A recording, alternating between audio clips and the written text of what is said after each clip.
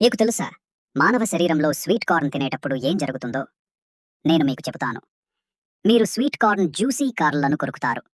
అవి ఫ్లేవర్‌తో నిండి ఉండి, కాంప్లెక్స్ కార్బోహైడ్రేట్లు కలిగి ఉంటాయి.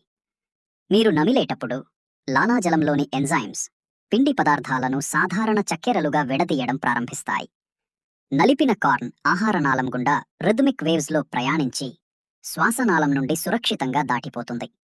కడుపులో యాసిడ్స్ మరియు ఎంజైమ్స్ ఆ మిశ్రమాన్ని కలిపి జీర్ణం కోసం దానిని మరింత మృదువుగా చేస్తాయి.